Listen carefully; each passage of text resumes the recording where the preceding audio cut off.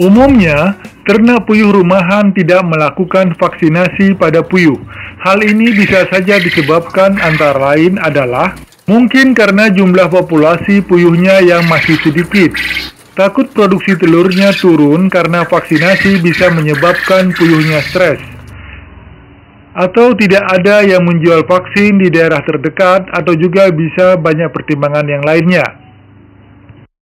Pada dasarnya, tidak melakukan vaksinasi pada puyuh juga tidak menjadi masalah selama tidak ada penyakit menular yang sedang mewabah, apalagi jika biosecurity berjalan baik dan puyuh juga ada diberikan probiotik atau multivitamin yang membantu tubuh puyuh meningkatkan daya tahan tubuh, terutama pada musim pancaroba, yaitu saat pergantian musim dari musim kemarau ke musim penghujan, atau juga dari musim penghujan ke musim kemarau. Walaupun demikian, vaksinasi jelas sangat bermanfaat bagi puyuh untuk menangkal penyakit tertentu, asalkan dilaksanakan dengan benar. Jika vaksinasinya dilakukan tidak sesuai dengan prosedur, maka berakibat buruk bagi puyuh. Hal ini tentu sangat merugikan kita sebagai peternak. Sebelum memberikan vaksin pada puyuh, kita harus tahu terlebih dahulu hal-hal mengenai vaksinasi. Bukan cuma cara memvaksin saja yang harus diketahui, tetapi juga tahap-tahap sebelum dan sesudahnya juga harus dipahami supaya vaksinasinya bermanfaat dan sesuai dengan yang diharapkan. Bismillahirrahmanirrahim. Assalamualaikum warahmatullahi wabarakatuh. Jumpa lagi sahabat dengan Puyuh KRI, ternak puyuh rumahan yang praktis dan sederhana. Semoga kita semua dalam keadaan sehat walafiat dan tetap semangat untuk mengikuti pembahasan kita kali ini mengenai vaksinasi pada puyuh.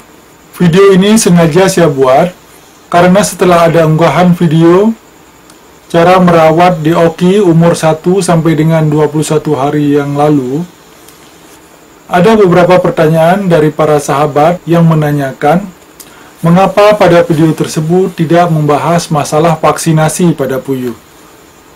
Hal ini memang sengaja karena saya ingin membahas masalah vaksinasi ini dalam video khusus.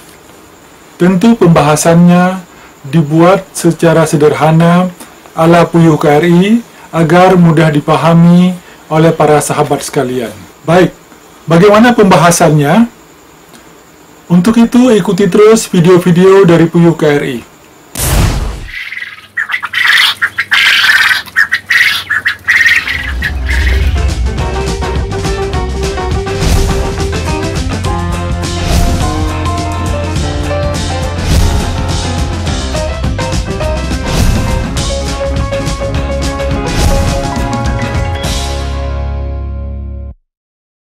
Vaksinasi pada puyuh bertujuan menciptakan kekebalan tubuh atau antibodi terhadap beberapa jenis penyakit tertentu yang mudah menular dan tingkat kematiannya tinggi. Misalnya ND atau tetelo, AI atau flu burung, koriza atau senot, dan beberapa jenis penyakit lainnya yang sulit disembuhkan dengan obat-obatan biasa. Jadi jangan ada anggapan yang salah bahwa dengan memberikan satu jenis vaksin dapat mencegah segala penyakit pada puyuh. Ada dua jenis vaksin yang biasa dipakai, yaitu vaksin aktif atau vaksin yang berisi bibit penyakit tertentu yang masih hidup, tapi sudah dilemahkan, dan berkembang biak di dalam tubuh puyuh setelah divaksin. Biasanya berbentuk kering yang beku, sehingga saat pemakaiannya harus dicampur dengan pelarut yang berupa larutan dapar atau air minum. Dan yang kedua adalah vaksin inaktif, adalah berisi bibit penyakit yang sudah dimatikan. Biasanya berbentuk emulsi atau suspensi. Cara pakainya adalah per individu dengan cara suntikan.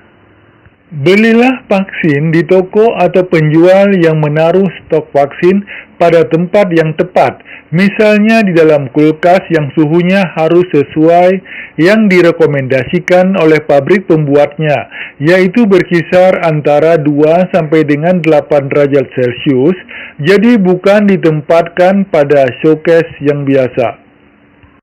Dan saat membawa vaksin dari tempat penjual ke kandang, suhunya harus tetap pada suhu tersebut. Karena jika sampai vaksinnya rusak karena masalah suhu, maka dikhawatirkan vaksin sudah tidak layak untuk digunakan, tentu akan sia-sia. Satu hal yang penting adalah hanya puyuh yang sehat yang divaksin. 3 hari berturut-turut sebelum dan sesudah vaksinasi, puyuh harus diberikan vitamin tertentu untuk mengurangi stres. Mereknya bisa bermacam-macam, bisa kita cari di toko yang menjual perlengkapan ternak terdekat. Karena kalau puyuhnya terlalu stres, terutama pada puyuh dewasa, akan mengurangi produksi telur. Untuk prosedur yang benar dan jadwal vaksinasi pada puyuh yang paling sesuai, tentu kita harus ikuti petunjuk dari pabrik pembuat vaksin tersebut. Kita ambil contoh salah satu produsen vaksin unggas adalah Medion Bandung. Jika memvaksin anak puyuh, terutama untuk vaksin penyakit ND, dianjurkan pada umur sekitar 4 sampai dengan 7 hari. Karena pada usia tersebut, masa yang dirasa paling pas untuk menggertak pembentukan kekebalan tubuh atau antibodi awal pada anak puyuh sehingga dapat mencegah infeksi penyakit. Dosis setengah dari dosis ayam bisa kita lakukan dengan cara mencampur 1 botol vaksin aktif dengan 2 botol pelarut, lalu dikocok perlahan agar tidak terlalu berbuih. Pada anak puyuh usia ini, vaksin bisa dengan cara tetes mata, hidung, atau kalau dengan jumlah banyak, bisa memakai sprayer yang hembusannya halus. Cara vaksinasi tetes mata atau tetes hidung, cara ini relatif lebih mudah, walaupun harus dilakukan satu persatu ke anak puyuh atau DOKI. Caranya adalah meneteskan vaksin yang sudah dicampur dengan cairan pelarut, 1 tetes ke hidung atau ke mata DOKI, dan biarkan sampai anak puyuhnya berkedip, baru boleh ditempatkan ke dalam kandang. Lalu bisa juga dengan cara disemprot cairan vaksin dalam ruangan tertutup, terutama untuk DOKI 0 hari yang jumlahnya banyak, biasanya dilakukan oleh perusahaan pembibit. Untuk vaksin AI dilakukan pada puyuh umur sekitar 14 hari. Dosisnya 0,2 ml per ekor. Dan vaksinasinya wajib dengan menyuntik. Berbeda dengan vaksin sebelumnya, masih bisa dengan cara tetes mata atau hidung. Untuk skala rumahan, bisa menggunakan injeksi atau alat suntik biasa. Namun untuk populasi puyuh yang jumlahnya banyak, harus menggunakan alat suntik yang kapasitas vaksinnya lebih banyak. Alat suntik jenis ini banyak dijual di online shop. Walaupun demikian, untuk vaksinasi cara suntik pada dada puyuh ini sebaiknya dilakukan oleh operator atau tenaga yang terlatih. Kalau tidak, bisa fatal atau bukan kekebalan tubuh yang kita dapat, tapi malah puyuhnya cacat dan lain sebagainya. Vaksinasi untuk penyakit ND atau tetelo ulang harus dilakukan pada saat puyuh berumur 18 hari.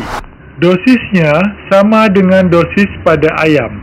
atau 1 vial vaksin untuk 50 ekor puyuh. Cara vaksinnya adalah dengan dicampur air minum.